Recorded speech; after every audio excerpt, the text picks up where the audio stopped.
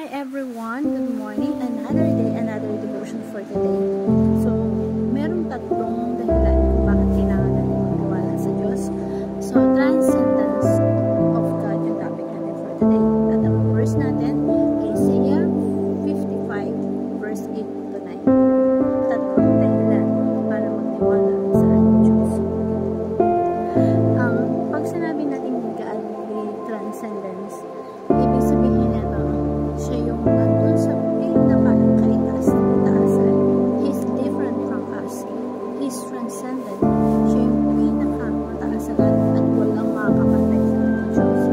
So to say that God is transcendence means He exists above, beyond, and independent on His creation.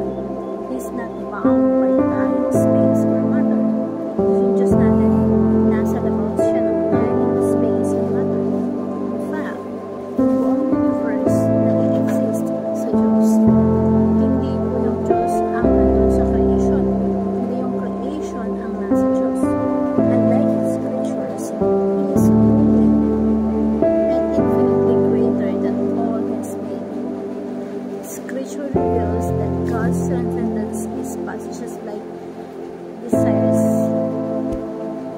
So my thoughts are not your thoughts. So yung lumikha ng lahat ng bagay actively involved sa buhay mo. Kumbaga nakikilala mo sa buhay mo. At sinasabi ng Diyos na my thoughts are higher than your thoughts. Kaya wala kang dapat ipangambay, maalala, kailangan mo lang magtiwala sa Kanya. It reminds us that He rules over all. Cannot be reduced to human category and deserves our all filled worship. So sabi dito sa Isaiah chapter 55 verse 8 and 9, for my thoughts are not your thoughts. Sinasabi dito ng mga kapag sa kalipayan na lahat ng dinadalas natin, hindi tayo dapat yes, madalas tayo nagreklamo sa mga pinagdadaanan natin. Pero remember that God's thoughts are not your thoughts. He's the Savior. He knows what He's doing. He knows His plans for us. For His thoughts are not our thoughts. So neither, sabi dito, neither are not. So yung ways to get this higher are ways. So sabi dito is sa verse ito, for my thoughts are not your thoughts, neither your ways, my ways, declares the Lord, as the heavens are higher than earth. So my ways are higher than your ways, and my thoughts than your thoughts. Ito yung sabi sa Isaiah 58 verse 59. So, yung pag-iisip ng ating Panginoong Diyos ay hindi natin pag-iisip. Yung pamamaraan natin ay kanyang pamamaraan. Sapagkat kung paano ang langit na higit na mataas kaysa sa lupa, ganun ang kanyang pamamaraan ay higit na mas mataas kaysa sa ating pamamaraan. At ang pag-iisip niya ay mas mataas kaysa sa pag-iisip natin.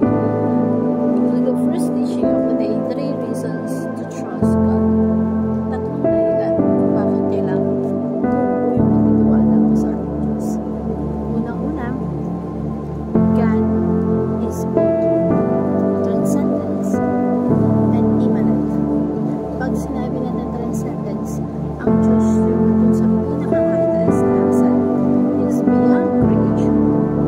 And He is the one creator of all things. That's why, hindi mo pwedeng sabihin na ang Diyos ay covered ng universe or the universe contained God. So, He's more than that. God does not dwell in temples. Hindi kayang i-contain ng temple ang Diyos. Kasi yung buong creation ay nasa Diyos. Because God is bigger beyond creation. His transcendence.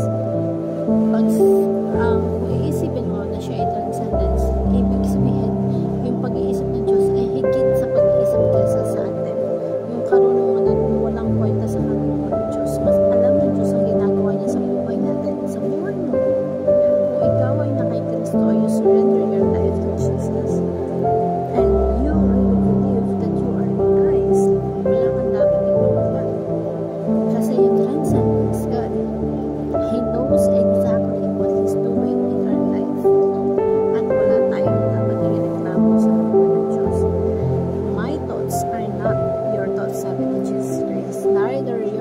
is my ways. Iba yung pamamaraan niya sa pamamaraan natin.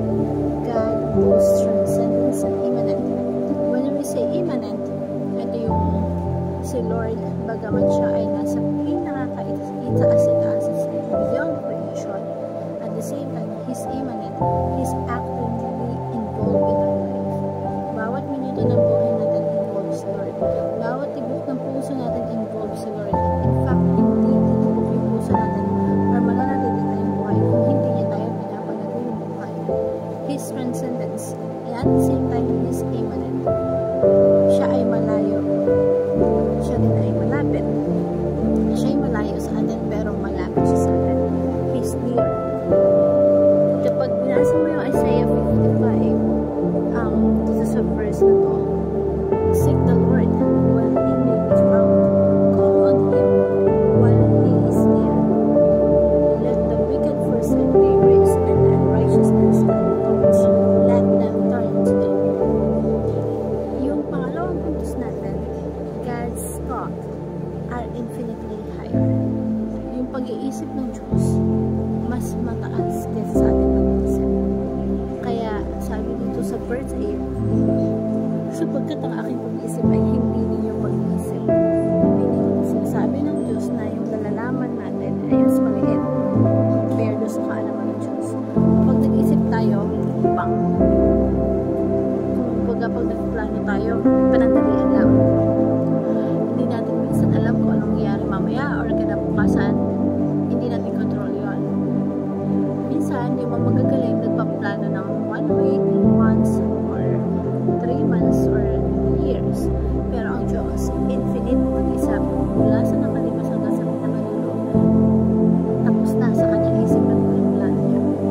And meron lang tayong storya sa malaking storya ng Diyos na alam ng Diyos exactly kung saan ka nag-fit sa storya ng Diyos. Yung mundo is not about us. The world is not revolved around us. We are living in a God-centered universe. Ang sentro ng creation ay ang Diyos. Kaya huwag natin isipin na, Lord, nandiyan ka para sa akin. Tayo ang narito sa creation, sa mundo, for God. Kasi yung buhay natin para sa Panginoon. And He knows exactly kung ano yung role mo dito sa mundo. At alam ng Diyos exactly kung ano yung pinapagawa niya sa'yo. Alam niya yung story ng buhay mo. At alam niya kung anong gagamitin yung mali na story ng buhay natin para sa maganda at malawak na storya ng Diyos. Lagi natin tatandaan kung maraming pangat nangyayari sa buhay natin. Kasama yan sa story ng Diyos. As long as napatuloy tayo nagtitiwala sa Kanya, patuloy tayo nag-aali ng buhay sa Kanya, wala tayong dapat ipag-alala. Kasi ang ating Panginoon sa Kristo na magayon sa Kalbaryo ng puso ng Kristo, pero yung pagtuto sa Kristo, pagtingin na pakitang plano ng Diyos sa pagtutos ng isang kapatuan. Kaya pagtutos tayo, isipin natin na gaya na pagtutusan ng Panginoon na may purpose, may reason, and sometimes rules ng nakakailan. And at the end of the day, pag nakatagpo ka ng nakatagpo mo siya, maaaring hindi pa din sa'yo kung ano yung purpose na nangyari sa ating buhay. His thoughts is infinitely higher, infinitely better. Kaya, neither your ways are my ways, declares the Lord. My ways ay higher than your ways. Yung aking pamamaraan ay higit sa iyong pamamaraan. Yan ang sabi ng Diyos. Maraming nangyayari sa buhay natin. And, kailangan, kung ano man yung kung marami tayong prayer request na hindi niya sinagot, kailangan mo pa rin ipagpasalamat yun. Kasi baka kung sinagot niya yun, marami tayong gusto in the past or ngayon na hindi pa na makakabuti sa atin. Because His wisdom is infinitely higher and better than us. Siya yun nakakaalam kung yung prayer mo kailangan sagutin or hindi dapat sagutin. Hope you learned something. Thank you everyone and God bless.